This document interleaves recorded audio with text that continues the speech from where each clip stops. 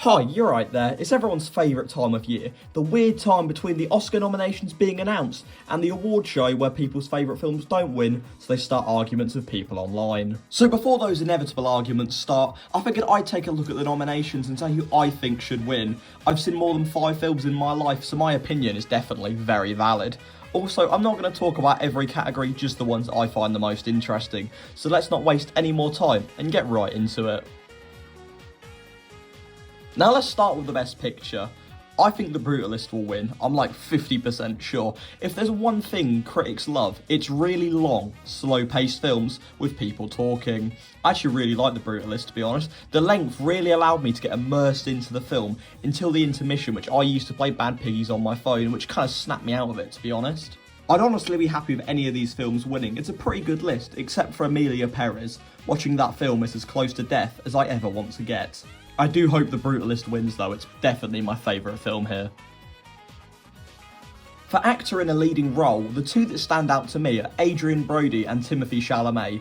I think Adrien Brody's got a good chance because he's probably the best thing about The Brutalist. He truly did an amazing job portraying Laszlo Roth, even if I did wish I went to a subtitled screening of this film.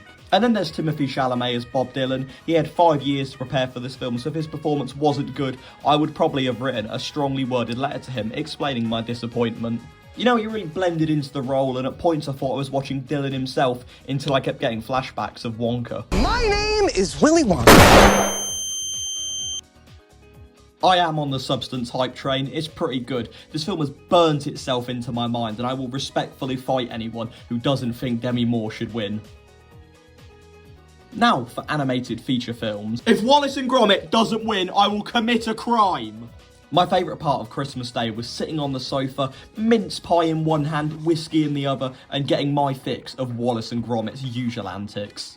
Wallace and Gromit is a staple of my childhood, so I don't care if the other films are like animated Godfathers. Wallace and Gromit had better win. You know, I think there's a few picks for cinematography. Dune 2 always looked nice. Any frame from that film would make a cool background for my computer.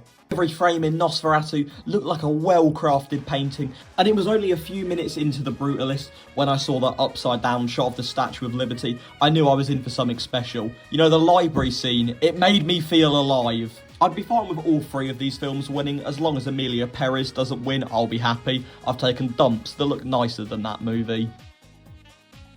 Can you believe that The Substance wasn't nominated for costume design? In a way, she was the costume.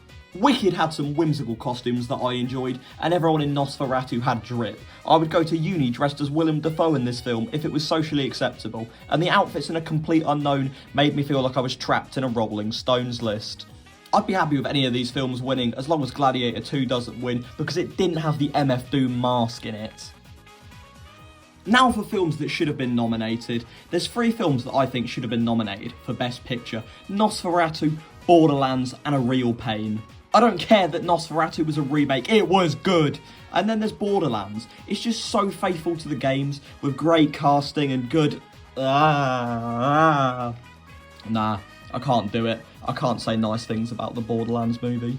Finally, A Real Pain. It was just a good film, funny, with good characters and a great message. Also, it was only an hour and a half long, which might be the best part about it.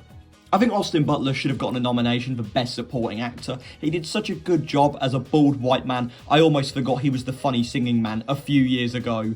And finally, I think the biggest nomination robbery is that the Garfield movie wasn't nominated for anything. It didn't get nominated for Best Picture, it didn't get nominated for Best Animated Film, and Chris Pratt didn't get nominated for his life-changing performance as Garfield. Garfield movie didn't get nominated for anything, but Emilia Perez did. That does not make sense. Anyway, that's all I have for you today. What films do you want to win an Oscar? Let me know in the comments below. And while you're there, maybe like and subscribe. If you do, I'll be sure to give you a crisp high 5. Anyway, I'll see you next time. Bye.